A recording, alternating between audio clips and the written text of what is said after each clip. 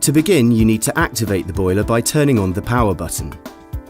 This brings up the standby screen, which currently indicates the room temperature within the vehicle and often indicates other activated conditions. Next, we move on to the menu screen.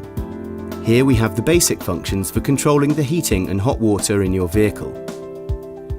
Let's start by looking at controlling the room temperature. This can be done with the plus or minus keys at the top of the screen. Next, let's control the hot water. In its lowest setting, the hot water is switched off. The next level of power is normal operation. In this setting, you will have heating and hot water.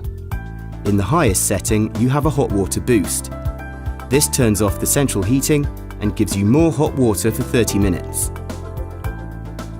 Next, we control the 230 volt power. This can be increased up to 1, 2 or 3 kilowatts. This is of course dependent on the power supply at the site. Gas can be switched on using the gas symbol. Behind the menu screen, we have the more advanced settings.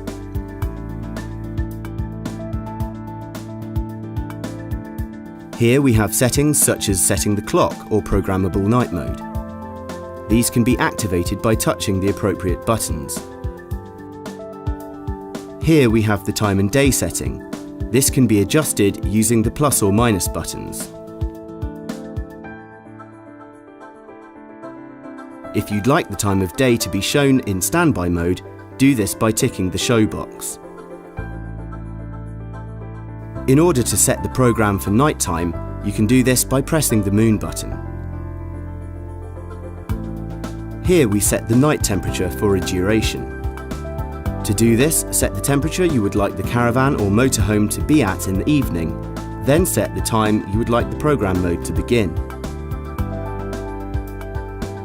Set the date to all for 7-day programming, otherwise scroll for individual days. Here we set the stop time. This is the time at which normal daytime settings will resume. It's important to remember to set the program function by pressing the on button in the top right-hand corner. Also of note, we have 2 more functions in night mode. The first one is to set the night screen to negative. This is a useful function to stop excess light pollution in the caravan. Also, we can turn off the hot water during the night. Next we have day mode. This operates the same way as night mode and can be turned on in the top right-hand corner. We can also once again turn off the hot water if desired. The delayed start function can be activated by pressing the timer button. Here we have the ability to have the heating system come on while we're not there. Once again, remember to turn the function on by pressing the on button in the upper right-hand corner. It's possible to prioritise gas or electric by turning on the priority button. Here we can select either electric as shown or gas prioritisation. If you would like to offset your room thermostat to perhaps another thermostat in the vehicle, you can do this by using the temperature offset to match the thermostat devices.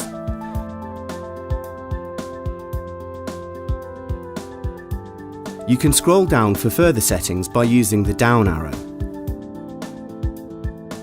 It's possible to control the colour function within the standby mode by going into this button. Here we can choose how bright the standby screen is.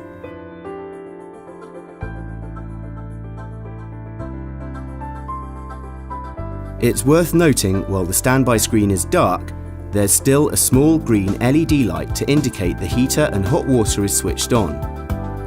We can invert the standby screen to reduce the amount of light pollution in the evening. Here we have a negative.